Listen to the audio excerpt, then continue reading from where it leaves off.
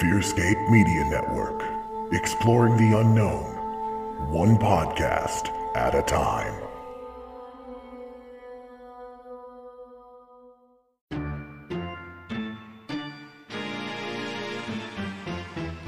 Support for the Fearscape Media Network is brought to you by Manscaped, the best in men's below-the-waist grooming champions of the world. Manscaped offers precision-engineered tools for your family jewels.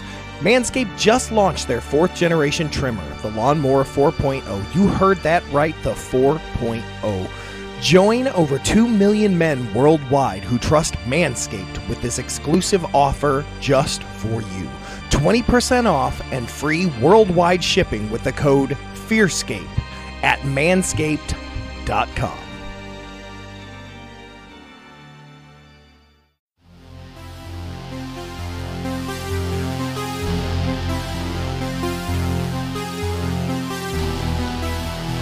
Coming to you from nowhere, a suburb of parts unknown, your ghoulish hosts for an evening of terror, Stefan Gearhart and Lance Wayne, the Misters of the Dark.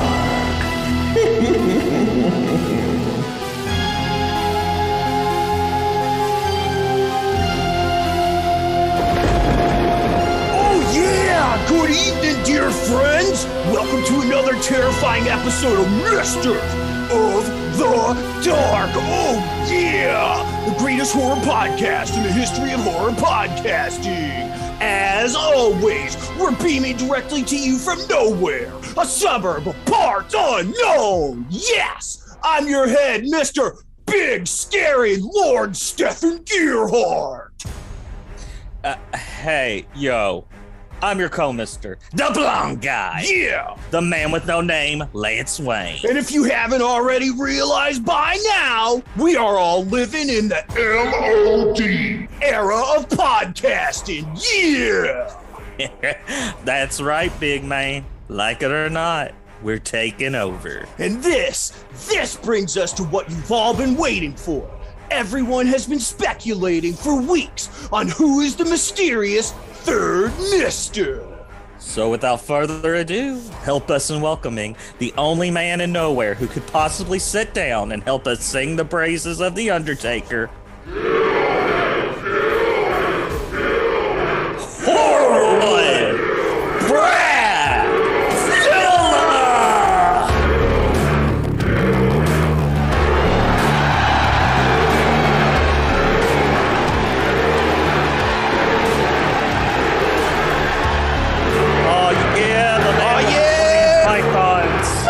What up, BradZilla Horrorwood? Yep. If you and I'm not being metaphorical, he really brought snakes with him.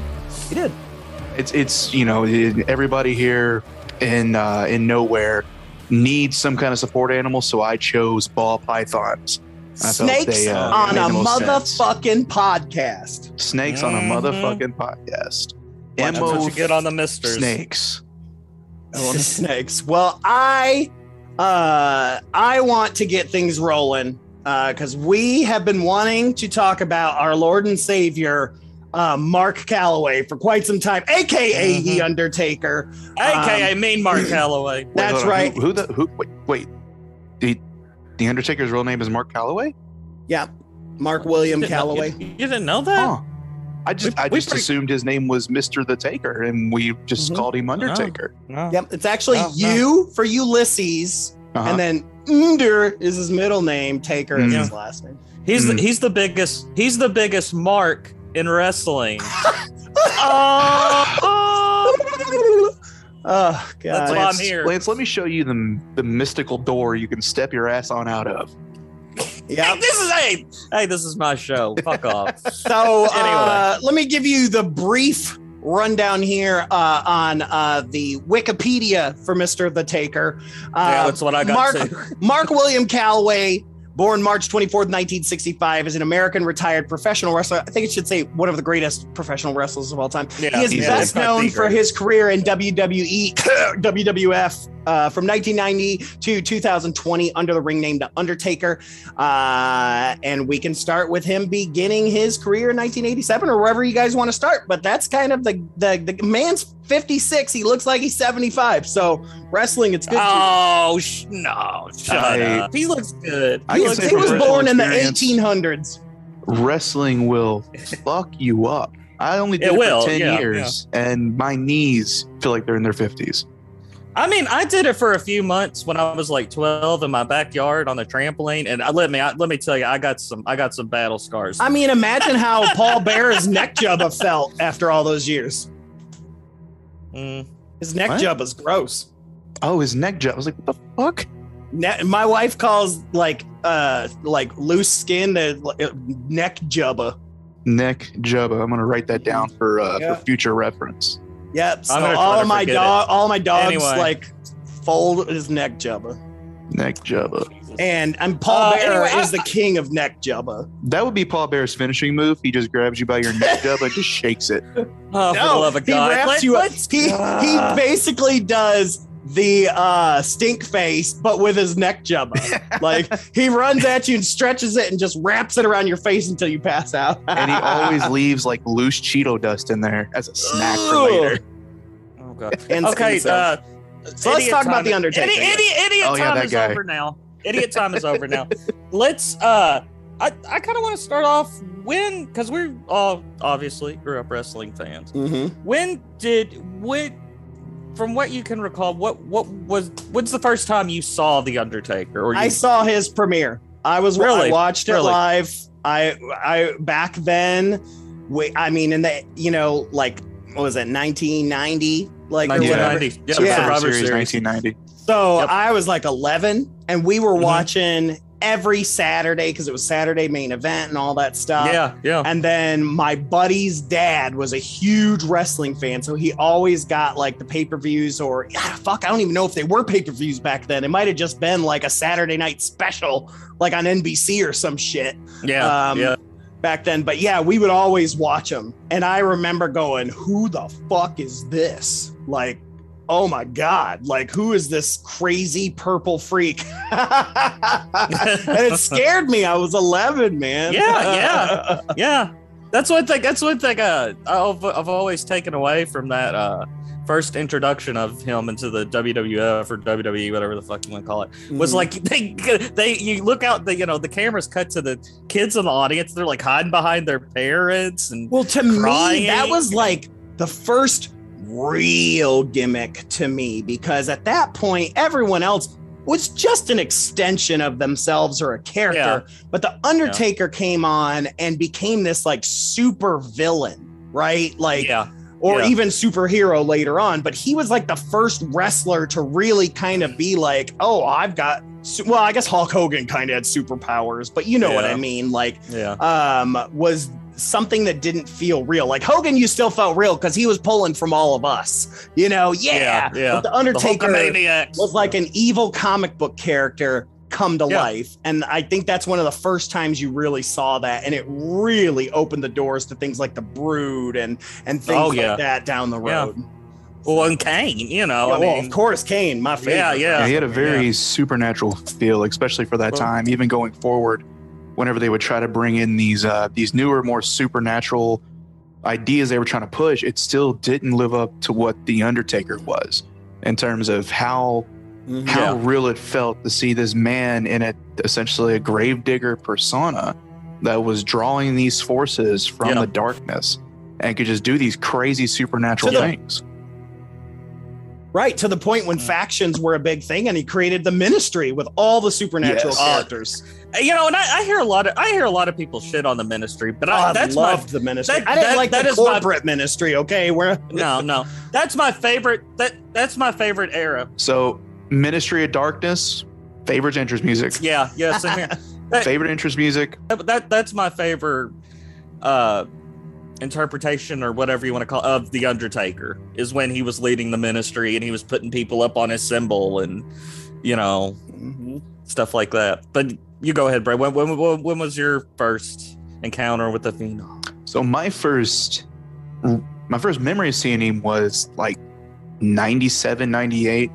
when I was allowed to start watching wrestling. And then the Ministry of Darkness Taker when he hung Stephanie McMahon on the cross and I still have dreams about that. That's what made me go, ooh, I like watching this, and made my mom go, you're not watching this anymore. Yeah.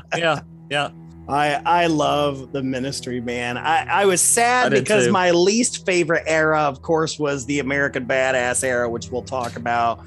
Just because I like the supernatural stuff. So. Yeah. Oddly enough, I was there. I was at the Judgment Day pay-per-view at Freedom Hall. And was it 2000? Yeah, it was 2000. Freedom Hall, Judgment Day. I was there for the premiere of the Undertaker. The American Badass Undertaker. Yeah. And I screamed like a little girl because Undertaker, for much of my childhood, was like my favorite person on the face of the earth. Him and Sting. Yeah, I mean, it fit him. Don't get me wrong. American Badass totally fits Mark Calloway. No problem at all. But I missed the old school dark. Oh, I did too. Undertaker. Well, and I was thinking about this earlier today. Like, I don't know if you remember, but like they did little vignettes and stuff. Like you didn't know who it was going to be, but like it would. But they would do stuff on and they did like the Freddy Krueger little girls and white jump roping. And remember that? Oh yeah. I loved it, and like, dude. Yeah, and I figured, okay, we're gonna get Undertaker. You know what I mean? Like he's gonna come out. Well, and I loved it. The old school because of how big of a fan of the Brood I am, and then of course Midian because Midian is. Nightbreed is the city that they're in, and that's true. That's right. Oh yeah. God, so I was like, yes. Oh, I love Midian and Viscera. And when freaking Bradshaw came out as like the Texas version, I was like, get out. Give me my Midian back. Give me my Midian back. Oh, you mean like when he did the whole JBL thing? Yeah, when he did the JBL thing. Okay, I didn't like that at all. I was like, it just felt like a ripoff of $1 Million Man, and then I did. Yeah, you're kind of right. He's just like the Texas version. Yeah. But yeah, so what did you say yours, Lance?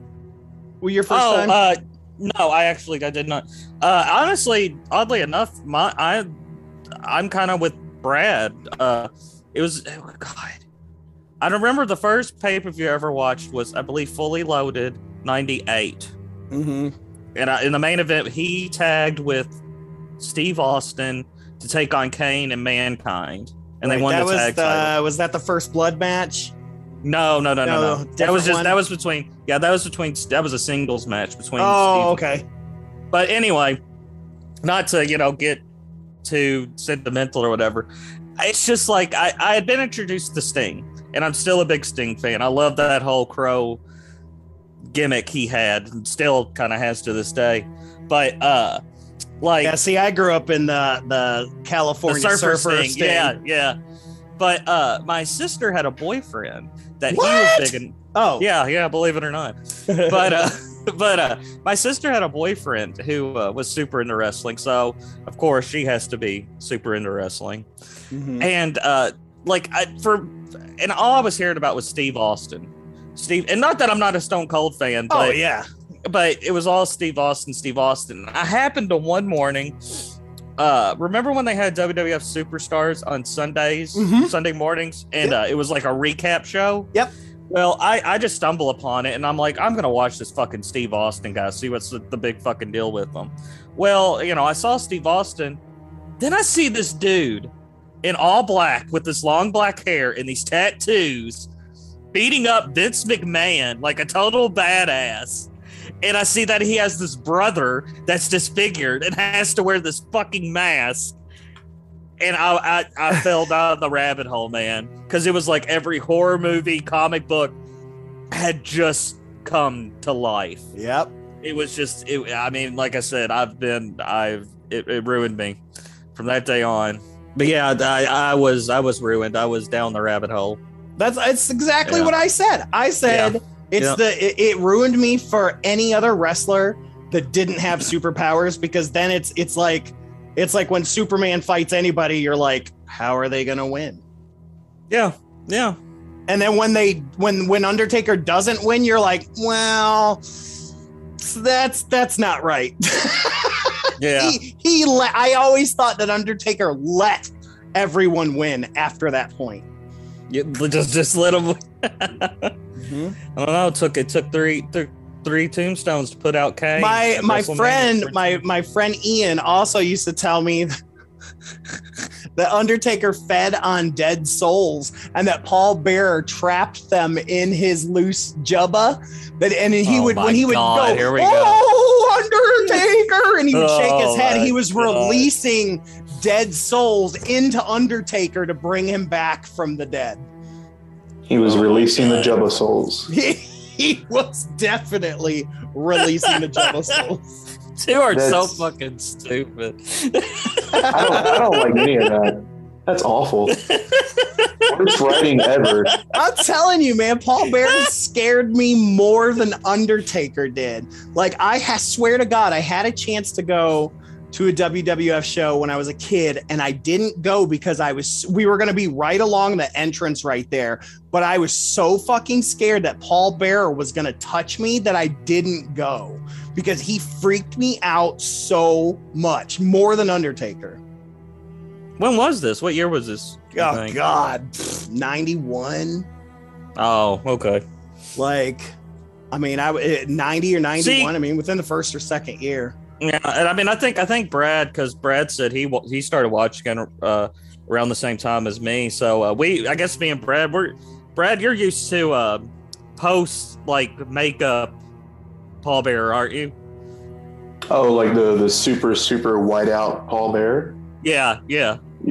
That's the one I'm used to. The one where they put like 12 inches of white paint on him. Oh, that's the one you're used to. Because see, in '97 he wasn't really doing that. At '97, '98. Well, that's the one I remember at least. I don't. See, that's my thing about my wrestling history is I started kind of watching in like '95 and then didn't get serious about it until like '98. So I had these sporadic moments where I'll remember a certain look, and then I'll be like, "Oh yeah, he looked like this." Then I'm like, "No, that was like years earlier." I'm like, okay. So that's kind of like me. Okay. That's kind of like me with most of WCW because I was always pretty WWF growing up.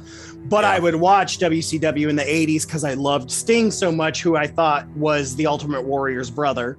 Just letting you guys know. Is he not? They were tag team partners. I thought they were brothers because they had the same makeup almost. And then during the NWO years and stuff like that, because they were competing at the same time slot, I would watch with my friends during WWF commercials. Yeah, we would flip over to WCW. So. See, that's what confuses me too, trying to get my timeline of wrestling together is because there was the Monday Night Wars, and I remember flipping back and forth between the two. Yep. Oh, yeah. Or if there was like a really shitty match on WWF, you're like, let's go see what's happening on WCW. Yeah. See what's happening on that World Championship Wrestling. So as we established, he debuted 1990 Survivor Series, and let me see if I can't find it here, because I know he debuted. He was actually he was in a Survivor Series like match, like he pretty much came into the match and just squashed everybody. Yeah, he did. Yeah, that's right. And he was introduced by Ted DiBiase, wasn't it?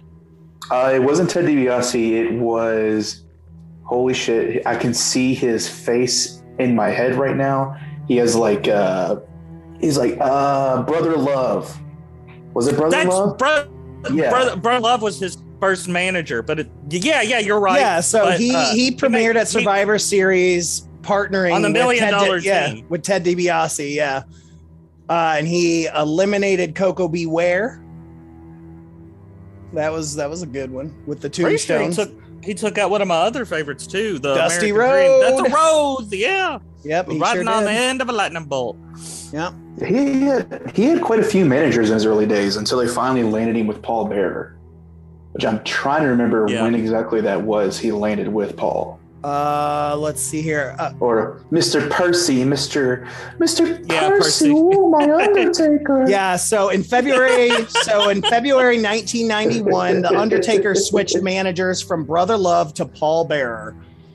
Okay, so he was with Taker since he's pretty much a day one bitch. Yeah, so he was with Brother Love from October to February. Yeah. Oddly enough, when he was Mean Mark, was it Mean Mark Callis in WCW? I think it was actually Mean Mark Calloway. I think it was actually his full name. Was it? But his manager over there when he was in WCW was Teddy Long, the referee. No, and you were right. Mean Mark Callis, my bad.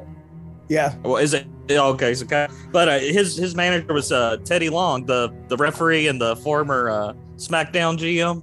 Mm-hmm. Yeah. Well, and don't forget our fun piece of trivia that the Undertaker's original name was Kane the Undertaker. Kane the Undertaker. Yeah, he was. Mm-hmm. Yep. That's what he was introduced He as. took his brother's name. He did.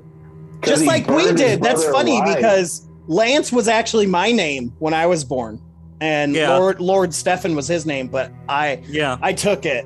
And so I became Lord Stefan. That's so weird because I was actually unnamed for the longest time. Yeah, you were the original man with no name. Yeah, and so my parents decided they wanted to keep me. There's only one original. That's me. There was one Napoleon. There's one me. Sorry, now I'm making Dick Tracy references. I'm sorry. I am not mad at that at all. I also saw this Halloween front lawn display called Napoleon Blown Apart. Oh my God. And it's pieces of Napoleon that go all over your front yard. Well, that's just exciting. That's just exciting. So anyway, the Undertaker, right? The Undertaker, yeah. Yeah, I think Paul Bearer was the mayonnaise that made Undertaker taste better, though, to be honest with you. That is the craziest shit I've ever heard. But it makes sense because for so long, his character needed to remain as mythical as possible. Very little information could be divulged about who he was as a person. Well, so that's what makes a great manager, right? And that's why Paul Bearer worked so well for Kane when Kane was doing his non-talking shit, right? Yeah. So, well, kind of like what Heyman does for Lesnar. Mm-hmm. I haven't heard Brock Lesnar speak in maybe like 10 years. I haven't heard him say a word. He probably, me and Brock Lesnar. I ain't gonna talk bad about Brock Lesnar. I'm gonna sleep comfortably at night and not have to worry about him being under my bed. He ain't fitting under your bed, bro. Like he ain't fitting under your bed. But anyway, he actually Taker won the title pretty soon from fucking Hulk Hogan, who was like back then. Hulk Hogan was untouchable. Oh yeah, but Hogan again, perfect because Hulk Hogan is the closest thing you had to a comic book character as a superhero. Like we said, he could pull the chance of his fans and get power from them and come back from nothing. And here is the exact opposite, getting his souls from the neck jubba of Paul Bearer. The neck jubba souls. God. And so perfect. Like opposite. buy the t-shirt, everybody. Buy the t-shirt. Yes, buy the M.O.D t-shirt. Buy the damn t-shirt at fearscapemedia.com/store.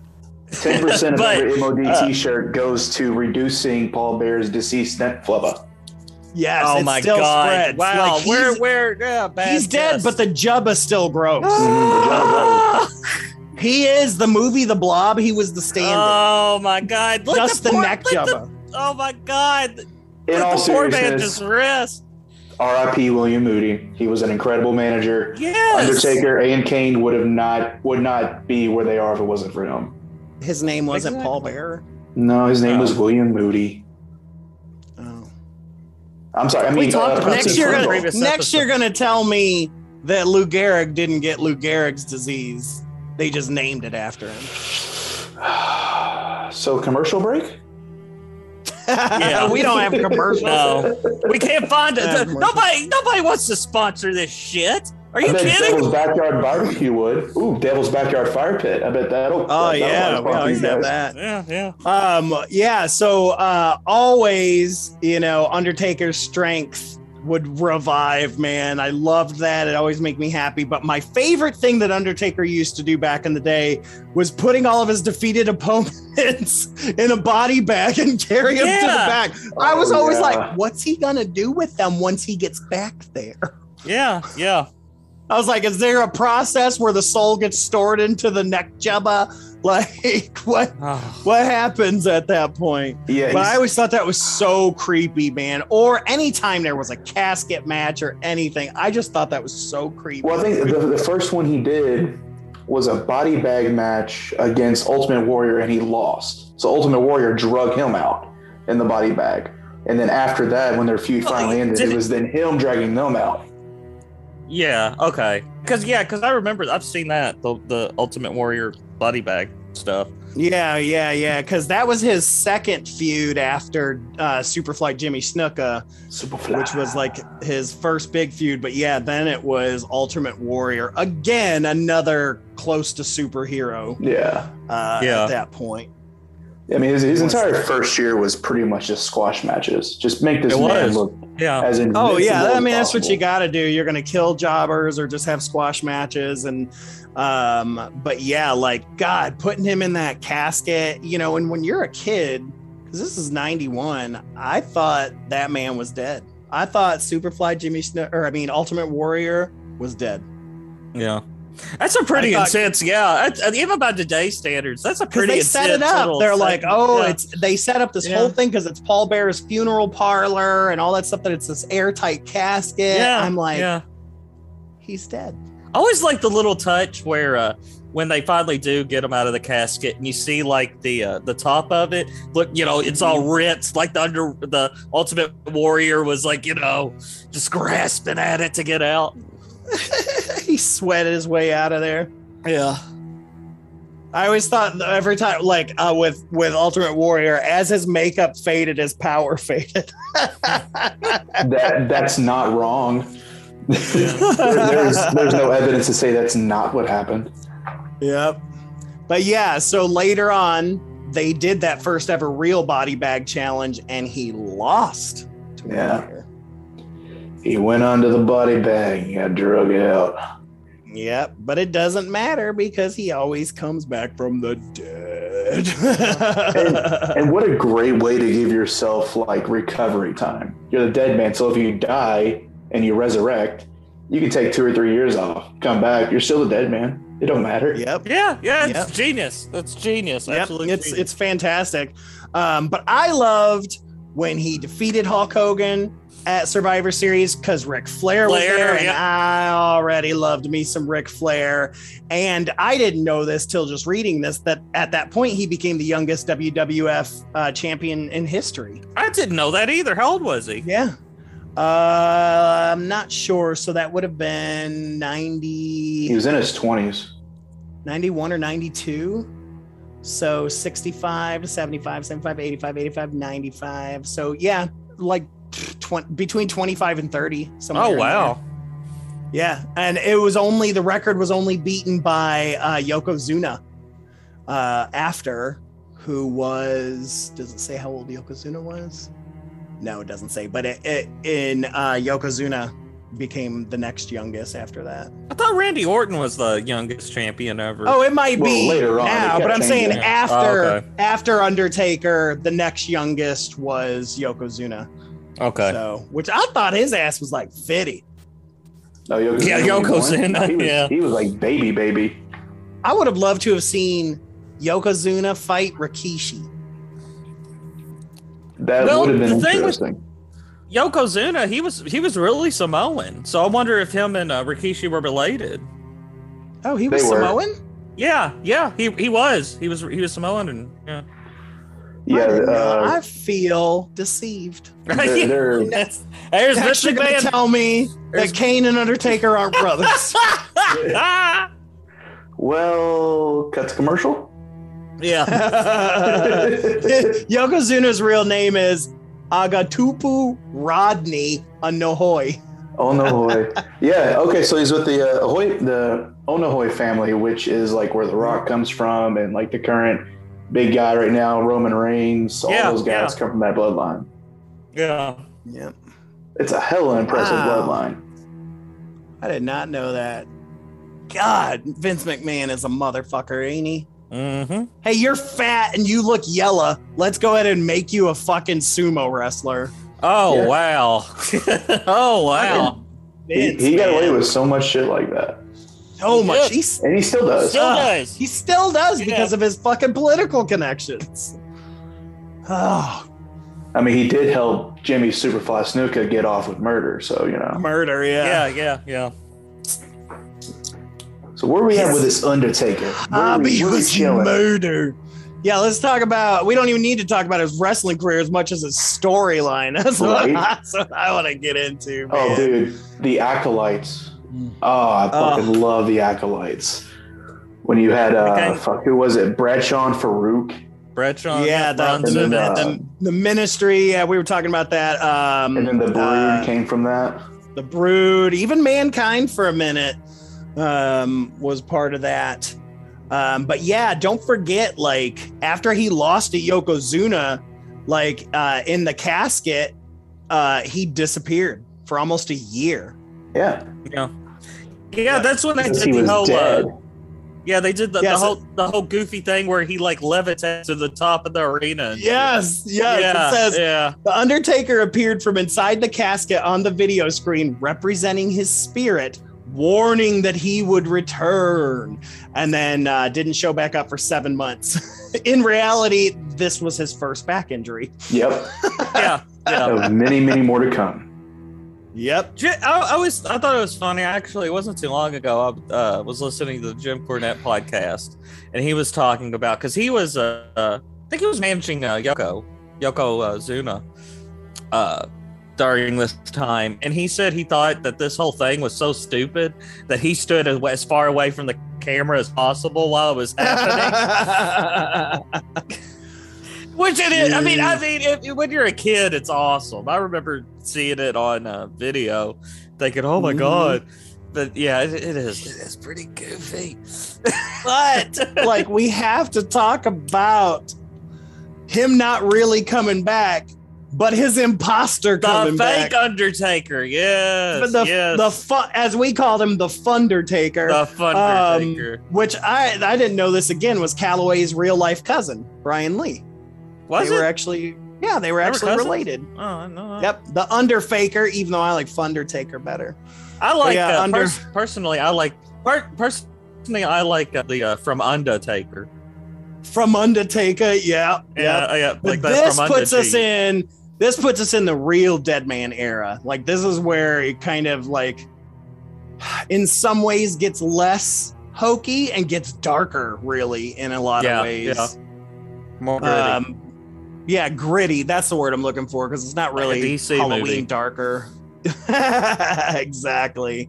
But yeah, fucking Underfaker. What a stupid ploy. What a way to bring back the Undertaker.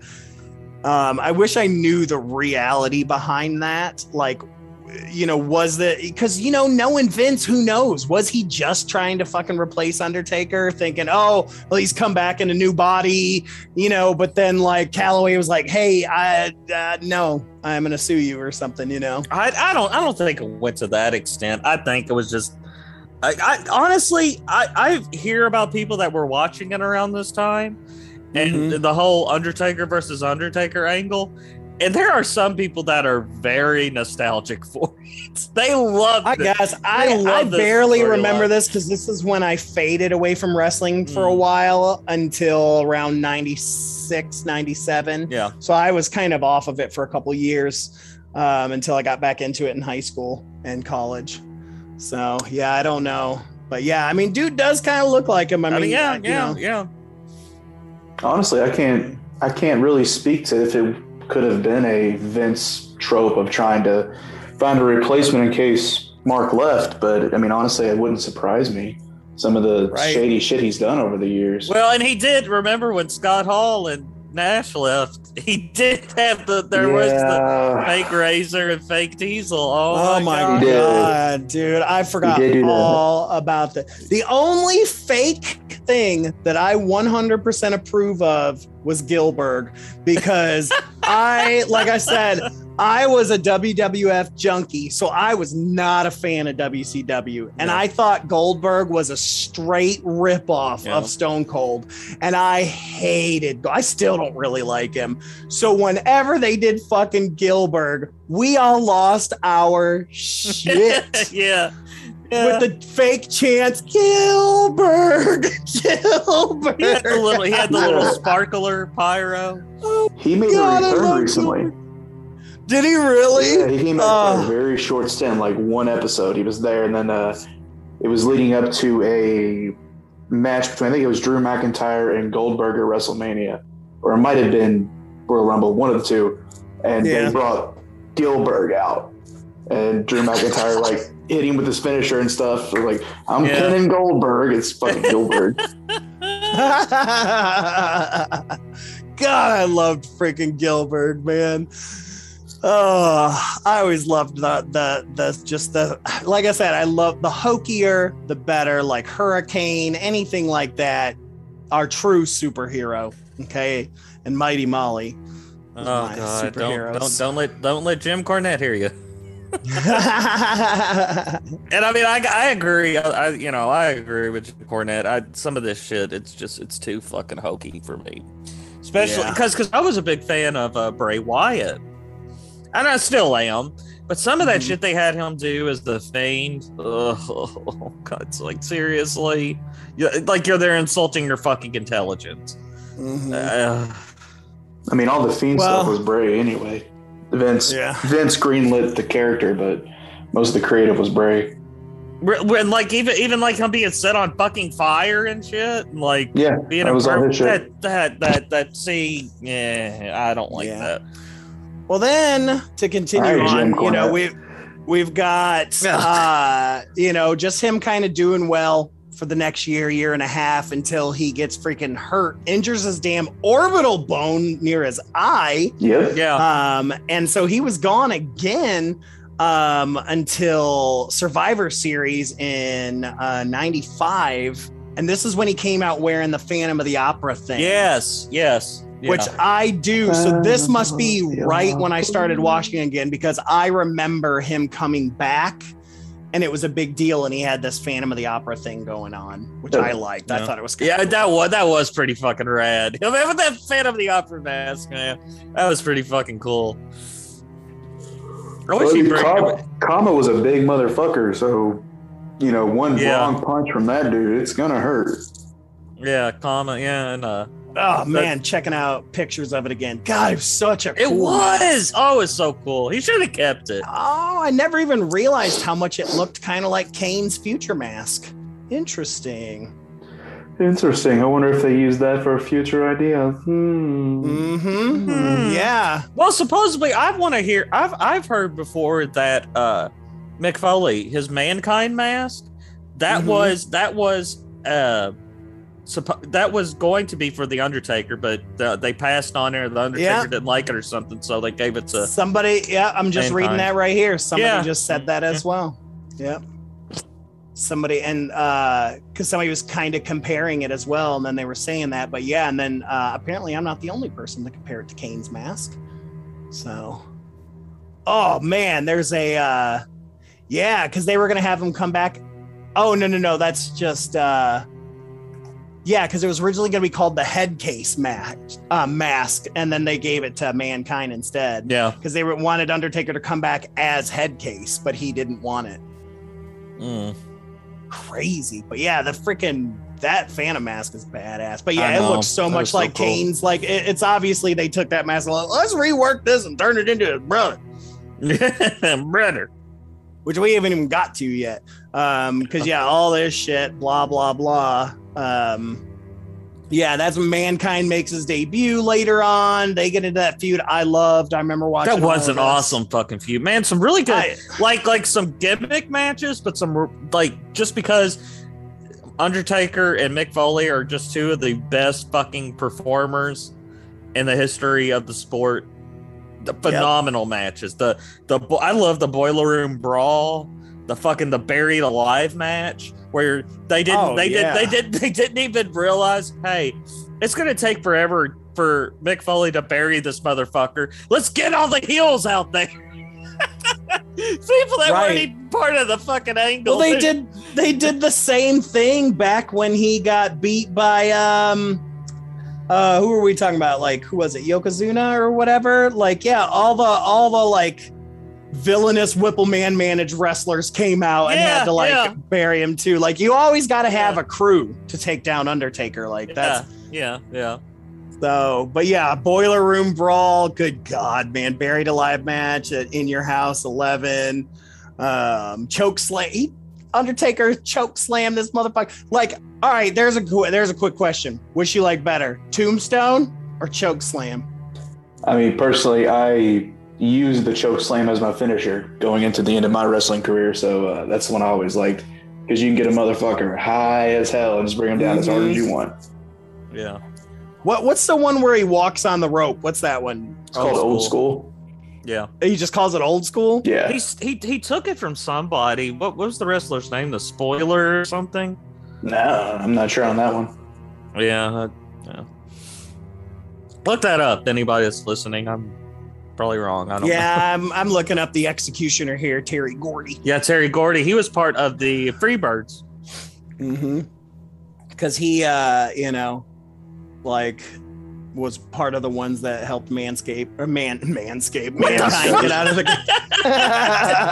I was looking at Mankind Escaped, and it just merged into one here. But yeah, after being buried alive, dude always shows back up at Survivor Series. You ever notice that? Yeah, That's a classic Undertaker move. Yeah. And I laugh because it's called Survivor Series. It's like, yep, he survived, y'all. Yeah. The son of a bitch did it again. The son of a bitch. Oh my God, I forgot about that. Like, so Undertaker returned at Survivor Series, pitting him against Mankind again, but the stipulation was hanging 20 feet above the ring was Paul Bearer in a steel cage. Well, you just skip past the entrance of the Undertaker, man. He came He came down from the rafters, and he had that fucking cape that looked like fucking bat wings. Oh yeah. I mean, it's kind of corny, but I still think it's. Oh, dude, that shit was great. The shit was great until Owen Hart, and then nobody came down from the rafters, man. Not even making a joke. But man, those like entrances, like when Sting used to do that shit, like all that shit was so cool. But obviously they didn't fucking get that shit together very well. But yeah, it's like Undertaker wanted to get his hands on Paul Bearer. Like, I don't remember the storyline why he was pissed off at Paul Bearer, though. I'm sure. Oh, because Bearer betrayed him. That's right, during the Mankind match. Yeah, and he got with Mankind. Yeah. Which was a perfect combo. God, it was. Foley as Mankind. Mankind's still my favorite Mick Foley character, and just fucking the two of them together was pure chaos, and it was beautiful. It was, yeah, beautiful. Absolutely beautiful. Excuse me, I just burped. But this is when we really, of course, this is like now we move into the Lord of Darkness era. Right. So we're really starting to get in close to like the Ministry. We're about a year or two away from the Ministry era and all of that stuff. So he's wearing more gothic, rebelling persona. Because we're getting in, we're in the Attitude Era now. Like we're really starting to get into that. He even called himself the Lord of Darkness, which again. Fucking man! I was hell sold. Yes, I was sold. Hell yes, he is. He kicked the Executioner's ass in the Armageddon Rules match, and then the feud with Vader, which Vader was just a fat Mankind. No. Oh man, dude, no! I'm just kidding. Vader was a fucking bad. He had some really good. He had some good shit in WCW. I liked Vader. Go back and watch some of those Cactus Jack Vader matches. They're fucking brutal. For sure. I loved old when Vader popped in. I liked Vader already up at that point. So we've got that feud. Undertaker lost after Bearer, of course, interfered again on behalf of his new protege, which was the Executioner, I guess. Or no, it was Vader. Sorry. Then blah, blah, blah, blah, blah. Let's see, because this is where we start getting into the lead up to Kane, I think. Yeah. So now we start getting into the lead up to Kane because he basically, Paul Bearer shows up in 97 saying, hey, I know your deepest, darkest secret. And if you don't bring me back, I'm going to introduce you to the world.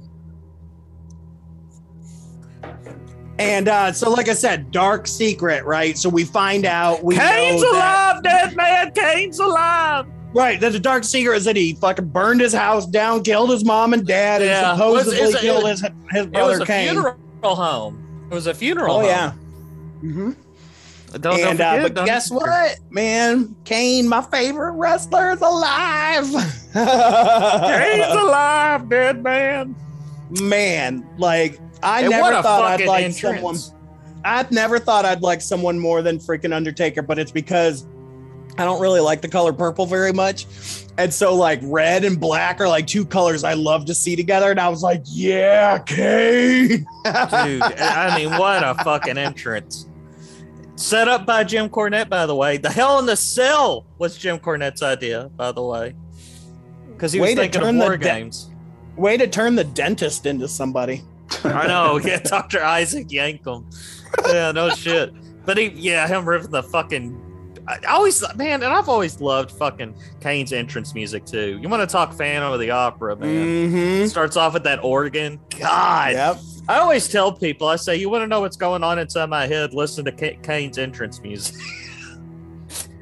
Dude, it's like at the same time, it's like I wonder how this conversation went though, because obviously here's an opportunity to make Undertaker better, right? It's like here in the mind of a writer. It's like, and so as Undertaker, you gotta be kind of pissed about it, right? Because here's the possibility of this guy doing your gimmick, but kind of better because now he's a pyromaniac. Yeah. Well, correct me if I'm wrong, Brad, because I know you've listened to his podcast as well, Bruce. But Bruce Pritchard, he come up with the Kane character or story or whatever you want to call it? I can't recall if he's the one that came up with it, but I know he's the one that saved Glenn from becoming just a shitty fucking character. Because just before this, his last known character on WWF was the fake Diesel. Oh, so yeah. The fake Diesel. It was after Dr. Isaac Yankum? See, I can't recall off the top of my head, but it was either Dr. Isaac Yankum and then fake Diesel, or it was fake Diesel then Dr. Isaac Yankum. But I feel like it was Yankum and then Diesel and then Kane. Yeah, because the you're Yankum probably character right. Nobody cared about. No. Jerry Lawler's evil dentist. He's had so many names: the Angus King, the Bruiser Mastino, the Christmas Creature, Diesel, Doomsday, Glenn Jacobs, Mayor Mike Glenn Unabomb. Jacobs. Unabomb. Yeah. Sid Powers, Spartacus. Yeah. Unabomb. Oh Lord. They ran out of ideas somewhere. They're like, we're just gonna call you a Unabomb. No particular reason. Yeah, I don't know shit. We're not cashing in on anything. The best is that he fought Undertaker, before. As he did. Yeah. That's so weird too, because when he came to WWE finally back in, God, when was this? Had to be 2014, 2015. That sounds right. Yeah. That was the big dream match. Undertaker and Sting, because they were both sort of those dark Avengers or whatever you want to call them. But oddly enough, they had actually fought each other back in WCW back when Sting was Surfer Sting and Undertaker was Mean Mark Callis. He was fake Diesel after Yankum. He was fake Diesel from September 96 till Royal Rumble in 97. And then for like half a minute, he was Doomsday. And then he came. Then he premiered in April 1997 as Kane. So, was he Doomsday when it was Smoky Mountain Wrestling? Do you have that at your disposal? I don't want to dwell upon it too much. He was Doomsday during United States Wrestling Association. I don't know, because I know Jim Cornette worked with them a lot around then. But anyway, so yeah, Kane shows up, Bad Blood. Go on, Brad. Oh no, I was just picking us back up, just saying. So here we are, Bad Blood in your house, first ever Hell in a Cell match, Shawn Michaels versus The Undertaker. Lights go out, that infamous pyro hits. That music plays. We got motherfucking Kane in the house. Mm-hmm. Oh my God. And it had been built up for so long. You were like, oh man. Yeah. They said from April to October, it was being teased. Yeah, it took it was back then. Holy shit. I didn't know it was that long. Well, back then you didn't have investors because it wasn't a public company. So they could just build these stories until you get the payoff. But now because it's a public company, investors want turnaround quick. So these storylines resolve themselves in like 4 to 6 weeks now. So people suck. That's why I don't watch. That's why I don't watch anymore, man. I like those year-long storylines, dude. People they didn't have such short attention spans, you know. That's why you can't really. I'm gonna go on a Jim Cornette tirade. So just you all continue. Go for it. No, I mean, it's just Brad knows what I'm talking about. It's just, you know, everything has to be so hot-shotted now. Everything has to be, you know, it has to be fucking high spots and flips, and you know, and not that I mean, Rey Mysterio, one of the greatest wrestlers ever. He was all about the acrobatics and stuff. But Rey was still telling you a fucking story. Rey still knows when to fucking do it. Some of these people now, all they are is fucking hot spots, and you know, they're all YouTube stars. That's why I can't stand wrestling nowadays, because it's like watching an entire 2 hours of YouTube stars. Yeah, and I don't give a fuck. I want my gimmicks back, my good, goofy, fucking over the top, fucking fantastical gimmicks. That's what I want, and that's why I can't watch anymore. I just want. They all just have first and last names now. Nobody even has like a moniker. Yeah, it's like, get out of here. I just want good fucking matches. You know. That's all I wanted. And you don't have to go through a fucking 3 flaming fucking tables to amuse me. Fucking tell a story, make me engaged. You know, it's like we're all improvisers. We know that. And sometimes we do it. We go for the low hanging fruit. We go for the dick or fart joke. You know what I mean? But what really engages the audience, what really, you know, what really like satisfies me is, how can we tell these people a story on the spur of a moment? Make it funny. Let's be humorous, but let's engage them at the same time. If that makes any sense, or am I talking out of my ass? No, you're right. You're right. You're right. You're absolutely right. And, Vince forgets that his audience has not watched 50 years of wrestling. So you don't have to continue to build on top of everything. You can still use old school techniques and people will be in awe still. You know, just like you said, it doesn't have to be 3 flaming fucking tables. It can just be a table. We're still pumped. Yeah.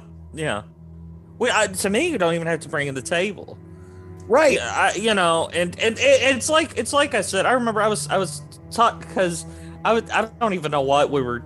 I mean, we were obviously talking about wrestling, but I don't know in what context. I was telling my sister the other day because like I stated earlier, with Bray Wyatt.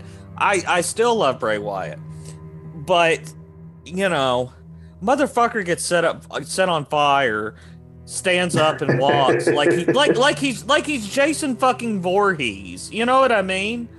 No, I get you. I know where you're coming from with that.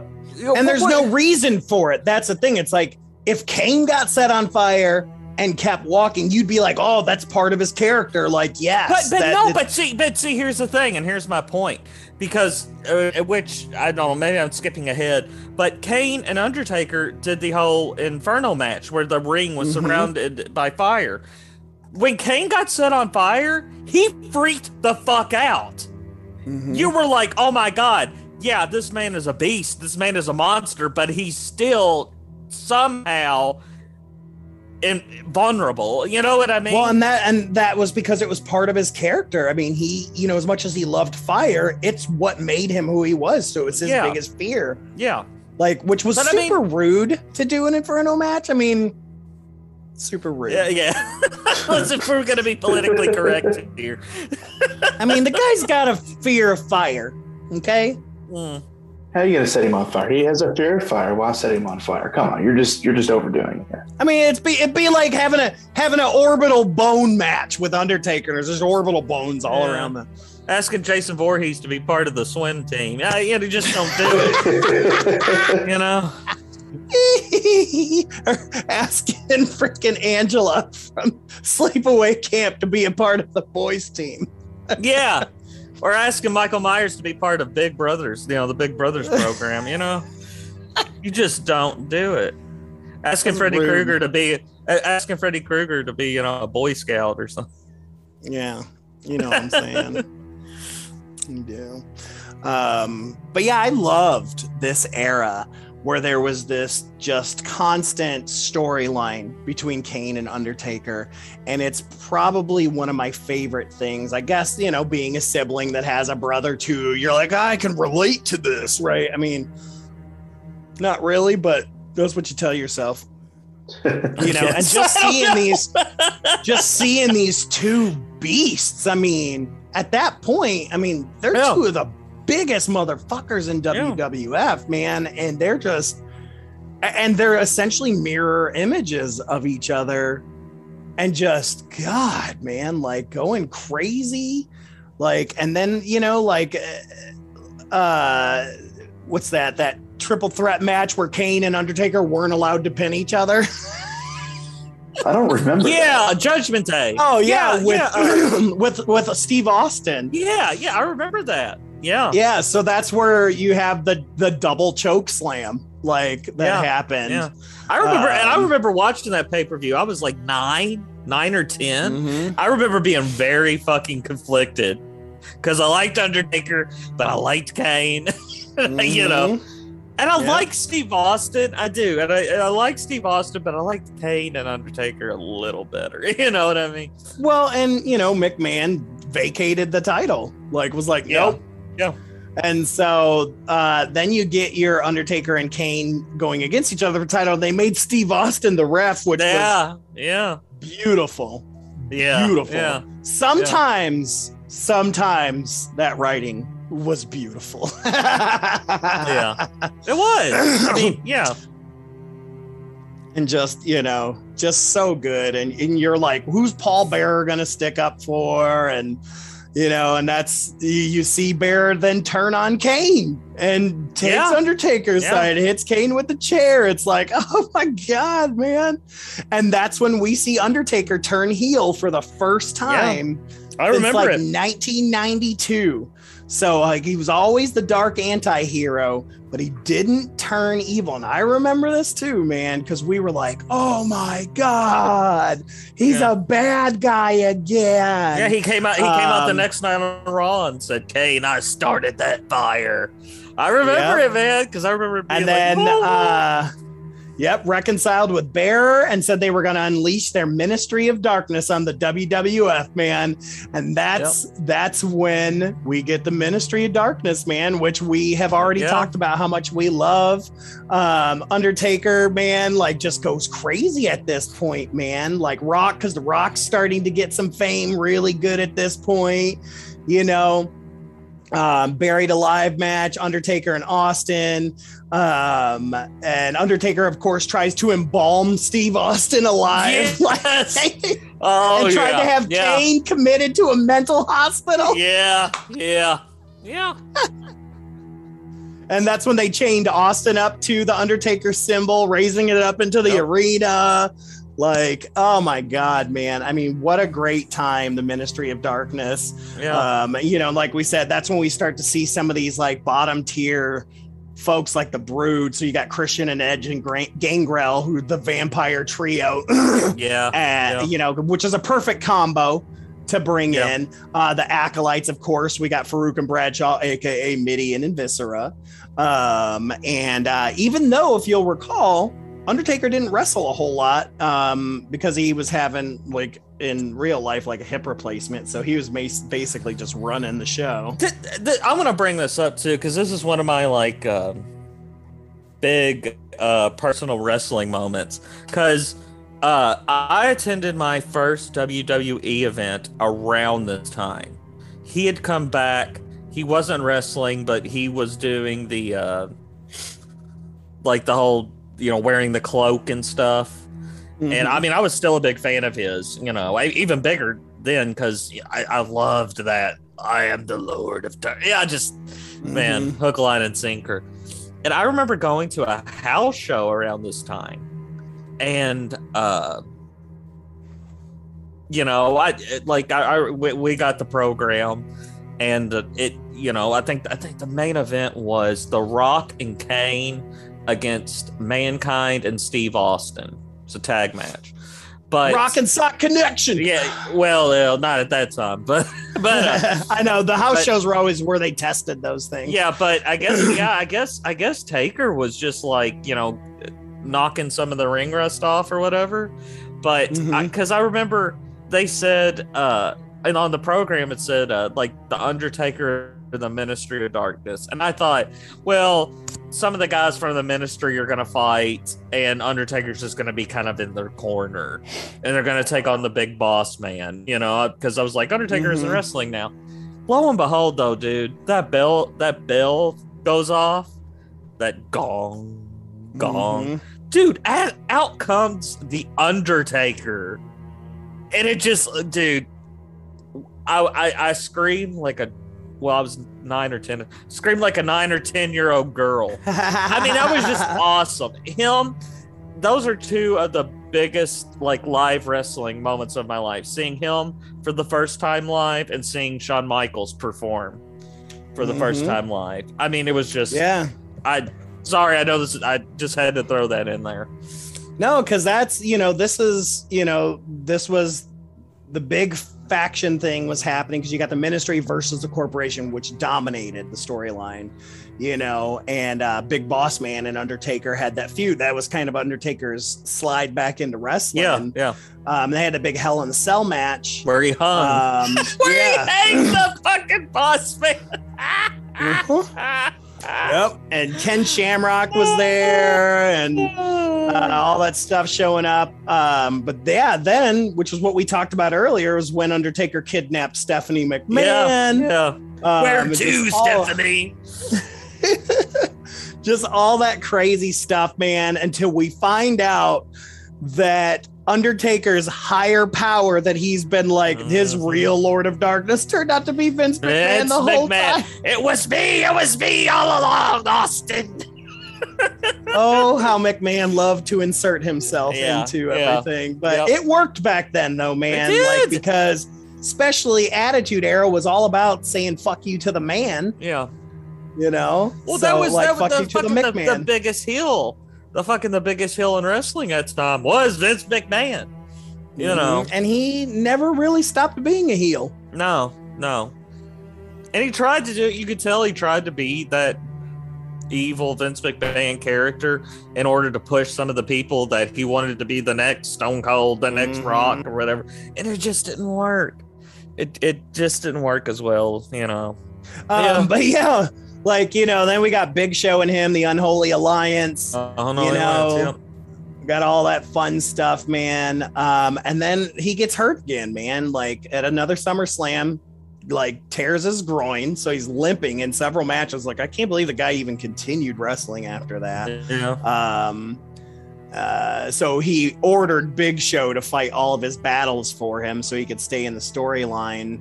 But this was also the beginning of his transition to the biker character. Slowly started happening. Wasn't there yet.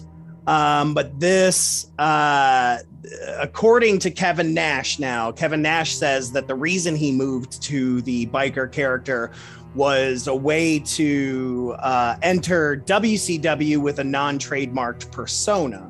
So I've heard this and I do not believe it. I don't believe it. That's what he says, that he was going to go to WCW, but it didn't happen. No, he's too loyal to Vince. Brad, back me up here. Kevin Nash is well known for making up these stories to try to put over like his own agendas. I've heard Kevin Nash in like conversations I've had with him where he's trying to tell you how, you know, WCW was going to buy WWE if it wasn't for like this, that, and another. It's like, you can't trust a lot of the things Kevin Nash says. And that's definitely not one of them, because in many interviews, whoever you talk to when it comes to Taker, that comes up. That moment in particular comes up. And it's always, no, Taker's a Vince guy. Yeah. He's never going to go anywhere. Yeah. And even after retiring, he still signed a clause with Vince. Yeah. Where, like, you know, he won't go to other promotions and do book signings. Like, he'll only do signings for WWE. And he's getting paid like $5 million or something to do it, but still. Yeah, he's a Vince guy through and through. Yeah. Well, he re-signed with WWE or WWF but changed his character and came as this American badass, which you won't even need to spend time on because it's not horrific. You know, I don't even No. You know, I mean, it was a cool time. Like I said, it fits Mark Calloway really well. You know, I just love Undertaker. Yeah. And so it was always just weird seeing him called Undertaker, but he wasn't Undertaker. It was weird. But then, like, you know, a few years later, then he becomes Big Evil. Yeah. Which is pretty much American Badass with a little less motorcycle. Yeah. Well, American Badass as a heel is essentially all that is. With a hint of Undertaker. Yeah. Hint. Because then we split, like around this time is when we split when we get SmackDown and Raw. Yeah. And so things just start getting, and this is when I kind of start falling away again. Once I was super hyped when SmackDown first showed up, because man, it was awesome for a while, getting 2 nights a week. Oh my God, there was good shit going on. And then it just kind of, I don't know, it got weird. It got to where they would put people that they wanted to do certain things on one versus just putting good folks and creating good storylines. So, meh. Yeah. Now, this is where we come to the end of his Big Evil era. Yeah. 2003. He's just coming off a thing with Brock Lesnar, and now him and Kane are going at it again. Yeah. And then at Survivor Series, Kane buries Undertaker alive. Yes. And it's supposedly dead and buried forever until one of the greatest setup and returns that I've personally ever seen. Like, I get goosebumps even going back and watching it. So from about Armageddon until around WrestleMania, I think it was like WrestleMania 2004, these little vignettes kept happening. Like, Kane was in the Royal Rumble and he was eliminating people left and right. And then, like, the lights go out and, like, the screen gets kind of dark. It starts like these cryptic chants and shit. I did see some of that. And then at WrestleMania 20, Kane goes to the ring because he's been told that his brother's back. So he goes to the ring and waiting for his brother's return. And then when the music hits and Undertaker's in the ring with him, Kane does this whole thing where he's like closing his eyes. He's like, "You're not real. You're not real. You're not real. You're not real." And then quick squash match, but the original dead man is not right. Yeah. Booker T like ends up getting to it, like beats Kane or whatever. Something really silly. I remember that. So, but yeah, and even Paul Bearer is back. Here's another. Can I throw in another little personal story right here? Mm-hmm. Okay, it was about a week or two till WrestleMania, and Undertaker. Do you all remember the Carl Casperado show? Yeah. Undertaker was doing a signing at that year's Carl Casper Auto Show. Oh, yeah. In Louisville, I remember. Yes. And me and one of my friends from high school went, and Undertaker, like the line was fucking. It was.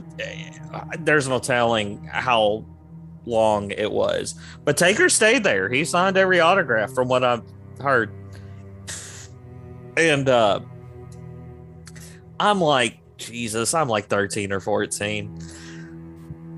And I got I don't know if we touched upon this, but Undertaker there for a while, he had a series of comic books. Mm-hmm. We've loosely talked about it, because we wanted to talk about the whole storyline of Kane and Undertaker and Paul Bearer. Well, I had one of the issues. That's what I had to sign. So, me and my friend, we wait forever. Finally, we get up there. My friend, he's first, gets his stuff signed, walks on.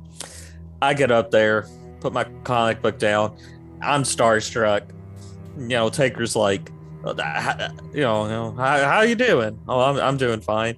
He signs my comic. How you doing, kid? Yeah. What do you want? Yeah, but he signs my comic while he's signing it. Well, he signs it and he kind of passes it back to me.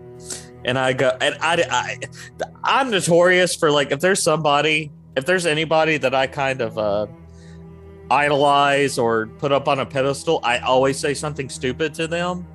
Dude, you would be surprised. I'm the same way. Yeah. I get tongue-tied. Yeah, but I'm like 13 or 14. Passes back the comic book to me. I look him right in the eye, and I give him a thumbs up. And I go, no, wait. And I go, can you see me, Brad? Yeah. I go, kick Kane's ass. Yeah, I'm not lying. He gives me this look. He goes, and I literally side glance. I literally I'm like, I'm gonna go now. I'm like, oh my god. He was like, what the hell are you on, son? Jesus. It was great. Yeah, but that was my encounter with the Undertaker. I came out alive. Yeah. So, but yeah, I'll leave it, at this point, this is where my knowledge is done. Like this is where I kind of stopped watching wrestling. I remember him coming back as the original Dead Man again, even though it was kind of like a hybrid type thing. But yeah, I'll let you guys talk about the rest, because I don't know what the hell happens after this. Well, pretty much from here, he just goes on essentially an incredible full-time final run. Yeah. Winning championships, having amazing matches. Yeah. Those two he had with Shawn, man, those are two of my favorite matches of all time. Those two WrestleMania matches. Which goes into something we haven't really covered yet, is his WrestleMania streak. Yeah, true. Which was something unmatched. He went 21-0 before finally losing to Brock Lesnar in 2014. Yeah. And then even after that, he had 5 more WrestleMania matches before finally retiring. 25-2 at WrestleMania. It'll probably never be beaten, but that just shows like the longevity of this guy and what he was able to accomplish. You really think? You don't think it'll be beaten? It'll take a lot, because too many of the guys now they use this hybrid high flying style that doesn't run on your body. You got a point. Okay. Yep.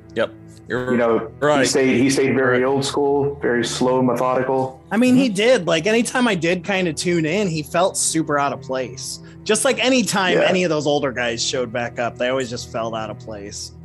Except for Ric Flair. Ric Flair was the OG YouTube star.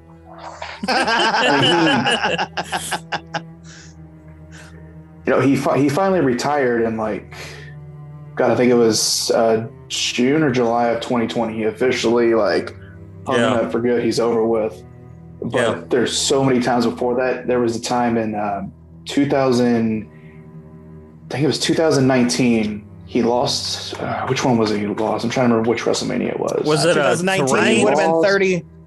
2019 would have been 35.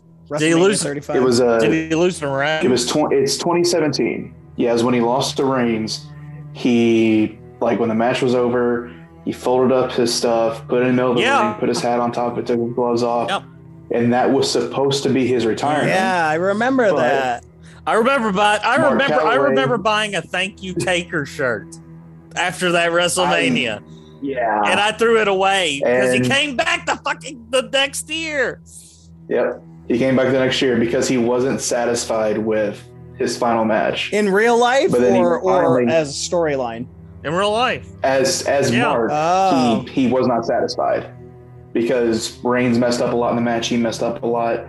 So his final match was in 2020 against AJ Styles, and it was like a buried alive type. They called it the Boneyard match. Man, I think his final match should have been against Kane. Like, it should have been against somebody old school. You know what I mean? Like, but I understand that's how Kane would have been able to give him what he wanted. I know, but I mean, like, for the fans, that's for me because I stopped watching. So I'm like, I don't like AJ Styles. I didn't like any of that shit. So it was like, yippee, you know. Well, when Sting came to WWE, man, I thought that was a wasted opportunity because, and I mean, Brad, I'm sure you've heard this, but they had Sting go up against Triple H. And it was a complete wasted opportunity. He shouldn't have gone up against Triple H. He should have gone up against Taker. We should have had that dream match. Yes, maybe neither one of them were at their peak, you know, physically or whatever, but we would have had it. They were still, I don't know. Well, Taker didn't want the match. Really? He's expressed that several times. He had no interest in it. Because he felt like at his age, there's nostalgia to the match, but he couldn't deliver the or the Undertaker and Sting match that he felt like fans deserved. Oh, I've never heard that. I've never heard this take on it. Yeah. Yeah, I don't know. Yeah, he said that it was a series on WWE Network called The Last Ride. The Last Ride documentary. Yeah.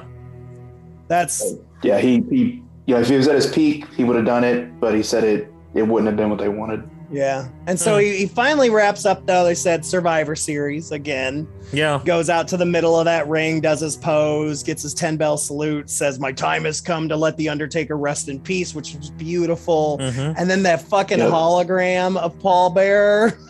Yeah. Oh, like 3D Jubba coming at you, man. Oh, Jesus. 3D Jubba coming at you, seeing the soul. Well, that was one of my picks for our Best in Horror 2020 was the Undertaker's retirement. No, god damn! Buy the t-shirt. Buy the t-shirt. But no. 20% of proceeds go to the Jubba Jubba Foundation. Okay, we about done here. Some people have real cottage cheese issues, man. Oh my god, are we done? Cheese I want to go home. But yeah, so we can talk about his legacy. Obviously, one of the greatest wrestlers of all time. He is without question. Even Jim Ross called him the greatest big man in the history of wrestling. There's no greater wrestling star ever than the Undertaker, and I will 100% agree with that. Guinness Book of World Records gives him the most consecutive victories, of course. Journalist Tom Forty called him the world's greatest sportsman. Even today, he still has records that aren't broken. That 12-minute match between him and Stone Cold is the highest rated segment in wrestling history. Yeah. Where I think Austin won the title. So, I mean, it's just, you know, what an amazing man. I'm glad he's able to retire. I hope he doesn't come back like freaking, what's his name? The army guy. What's the fucking G.I. Joe guy? Oh, Sergeant Slaughter. How his old ass kept coming back. I don't want to see that. I'm good. You know, one of my most prized wrestling like treasures. I have a signed Undertaker playing card that they had in like the early 2000s. I have a signed one from him. That's cool. I know I showed you a lot of the stuff the other day. Yeah. That's one I keep hidden and safe because it's very, very important to me. Yeah. So, but yeah, man, what a great character. And obviously You know, they tried to replicate it with the Undertaker, and even kind of tried to replicate it with Kane, which is great. I mean, like I said, Kane's my favorite wrestler, but you know, I still think Undertaker's the better wrestler. You know what I mean? Like, I think his character was better, and just everything about him was amazing, and how everything he like was such a, if you look at it, such a hokey character. If you really, especially looking at it with 2021 eyes, like what a hokey character, and to still be able to pull it off all those years later, like, yeah, beautiful. It's almost like, god damn, I'm gonna get some hate for this. It's almost like the little gimmick that could. You know what I mean? It's just like, if you put that on anybody else, but listen, we've been saying the Undertaker. That shows the genius of Mark Calloway. Mark Calloway knew how to. Well, that's what I said. He evolved as much as like I liked original Undertaker. Yeah, American Badass Undertaker was great too. I still cheered the shit out of him, even though I wanted dark, spooky Undertaker. The man was a great character actor, so to speak. But you really come to find out, I mean, he played a lot of himself into it. I mean, you know, like Stone Cold, like how those are the great characters, the ones that find a way to kind of bring their own personality and really make it large. Like, that's when you know you're a good wrestler, because you can take your own personality and make it worth watching. Turn up to 11. Yep. I mean, you know, Mick Foley is another one of those. Yeah. You know. Oh my God. Yeah. So, really, I don't think we could say anything else. Man, you don't need three assholes on a podcast telling you how great the Undertaker is. No. I hope you listen anyway, and I hope you buy the T-shirt. But yes, I hope you buy the T-shirt as well, because we are in the M.O.D era, my friends. So, we are. We're taking over. We're taking over. Bloody Disgusting, Arrow in the Head, all those other horror sites. You better watch your back, because here we are. Kayfabe.com. Look out. We're here. We are here to stay. And with that, dear friends, we come to the end of another delightfully disturbing episode of Misters of the Dark. Boom! As always, thank you for listening. Thank you to the Fearscape Media Network, and thank you to Corey Adams and Ashley Jones Adams from Nothing Wrong for our delightful musical theme. I gotta say, boys, it's been a real honor having me on the show, not only to cover the career of the one and only Phenom, but to help you in leading this, the M.O.D era of podcasting. Oh, yeah! Well, of course, Brad. Yeah, man, you know, we knew there was no better candidate than you, Zilla. And I'm not gonna lie, I truly am humbled, but I gotta admit, I just can't help but think of things that have happened in the past that would enable me from being a more assertive mister. Come now, Brad. We're all civilized misters. Yeah, of course we are. I mean, we just let the past stay in the past, Brad. No. You all know as well as I do that when you're M.O.D, you're M.O.D till death. You just wrote that. Okay, Bradley. We can talk about this. Please stop brandishing that axe. Nah, I think I'm gonna have to help you boys knock off a little ring rust. Lance, run! Oh God! Okay, everyone, before we go, I'll leave you with this, dear friends. Remember, buy the T-shirt. Good night. This is for the Killer Clowns episode, you bastards! Give me that leg. Give me. Lance has a third leg. And don't forget, you can buy your M.O.D T-shirt at fearscapemedia.com/store.